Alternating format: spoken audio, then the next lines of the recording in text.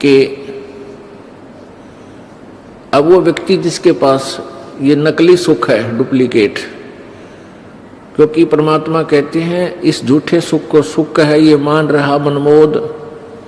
कौन से सुख का सुख मानते हैं? बेटा जाया खुशी हुई, बेटा जाया खुशी हुई और खूब बजाए थाल, ये तो आना जाना लगा हुआ है ज्यों कीड़ी का नाल।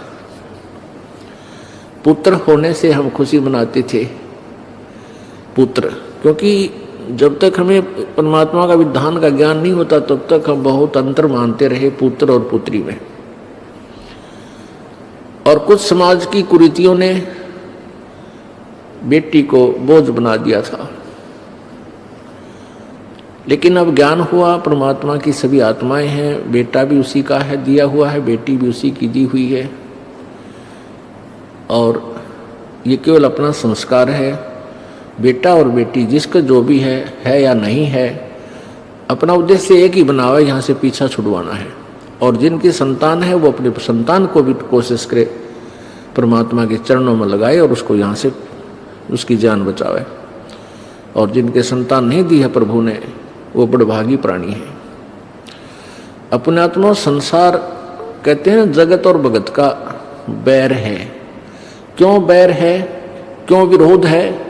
क्योंकि संसार केवल काल के उस लोक वेद से परिचित है और भक्त संत परमात्मा के विधान से परिचित हो जाते हैं। इसलिए उनकी प्रत्येक क्रिया समाज के विपरीत होती है, प्रत्येक विचार समाज के विपरीत होता है।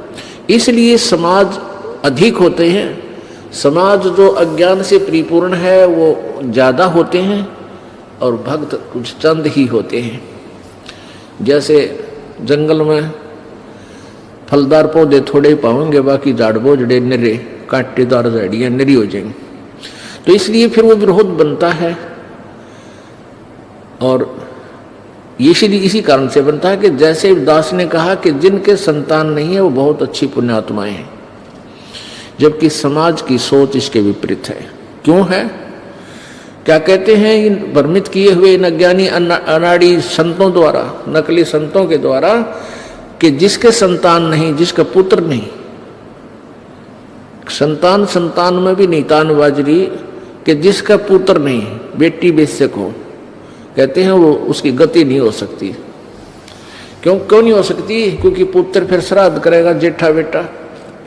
बड़े पुत्र का जिम्मेवारी है कि माता पिता के श्राद्ध करेगा वो। उन पेट भरों ने अपने स्वार्थवश इस तरह की थ्योरी, इस तरह का विधान बता दिया भगवान का। अपने आत्मा परमात्मा यही बताना चाहते हैं कि एक लेवा एक देवा दूतम, या कोई किसी का पिता नहीं पुत्रम। कुछ एक ऐसी कहानी है जो सत्य है और हमने उसको पर सत्य ही मानकर अपने जीवन को सुचारू करना है, उसके अनुसार हमने चलना होता है। एक लेवा एक देवा दूतम, कोई काहू का पिता नहीं पुत्रम। एक कथा है कि एक व्यक्ति के दो पुत्र थे, उस व्यक्ति की मृत्यु हो गई।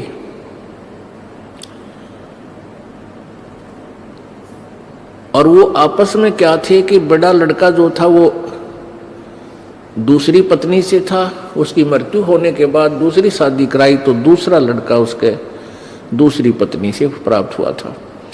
तो दोनों ही पत्नियां उसकी मृत्यु को प्राप्त हो चुकी थी और बड़े लड़के की शादी कर दी थी, छोटा भी अनमैरिड था, और खुद उस व्यक्ति की भी मृत्यु हो गई।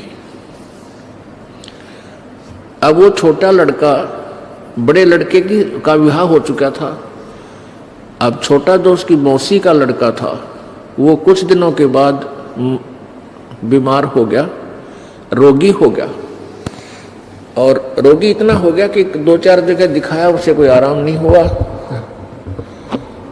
किसी ने कहीं बताया, किसी ने कहीं बताया, उसमें पैसे ज्यादा लगने थे। इसलिए बड़े भाई ने और उसकी पत्नी ने एक स्कीम बनाई कि अपने यहाँ काफी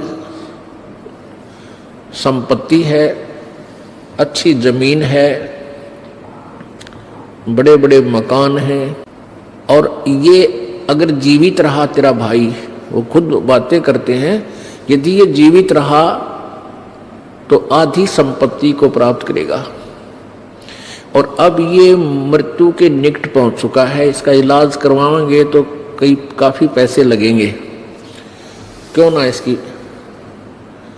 इसकी मृत्यु ही करवा दें किसी वैद्य से डॉक्टर से बात करके। दोनों की एक स्कीम होगी, एक राय होगी, और एक वैद्य से प्रार्थना की, एक वैद्य से उन्होंने कहा कि ऐसे ऐसे हमारा भाई है और उसको आप विष दे दो। वो कहने लगा मैं 500 रुपये लूंगा, क्योंकि तो फिर 2 नंबर का काम करनी तो साथ में अपना भी उद्देश्य रखते हैं। उसमें 500 रुपये आज के 5 लाख के करीब थे, तो उन्होंने स्वीकृति दे दी। उस वैद्य ने उस रोगी को ऐसी दवाई दे दी जिससे उसकी कुछ दिनों में मृत्यु होगी। अंतिम संस्कार किया, खुशी मनाई। 1 वर्ष के बाद उनके एक संतान उत्पत्ति होगी, एक लड़का उत्पन्न हुआ, इकलौता पुत्र, और संतान हुई नहीं। इकलौता पुत्र खूब लालन पालन कर रहे हैं, बढ़िया से बढ़िया आहार कराते हैं। वो गिने दिनों में वो लड़का युवा हो गया, यानी 10-12 वर्ष के बाद पहले शादी कर देते थे, 12 वर्ष के बच्चे का ब्याह कर दिया करते थे, और 12 वर्ष के लड़के आज के 25 वर्ष 20 वर्ष के बच्चों से भी तगड़े हो जाते थे, ऐसा स्वस्थ शरीर होता था। अब वो लड़का जो है, उस लड़के का भी ब्याह कर दिया। शादी होने के कुछ ही दिन उपरांत वो बच्चा फिर बीमार हो गया, वो उनका लड़का बीमार हो गया, यानी पहले तो भाई बीमार था, उसकी मृत्यु होगी, फिर पुत्र हुआ तो वो पुत्र भी रोगी हो गया कुछ दिनों शादी होने के उपरांत।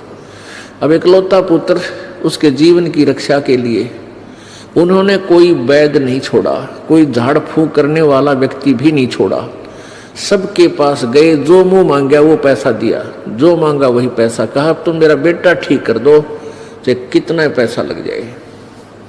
अच्छी बहुत कीमती दवाइयाँ लगाई, लेकिन रिजल्ट ये हुआ कि कोई भी उसका ट्रीटमेंट नहीं कर सका। बच्चा ज़्यादा ही अस्वस्थ हो गया, और ऐसा लगने लगा कि ये शाम सवेरे ही प्राण त्यागने वाला है। वो उसके पिताजी वहाँ उसके पास बैठे।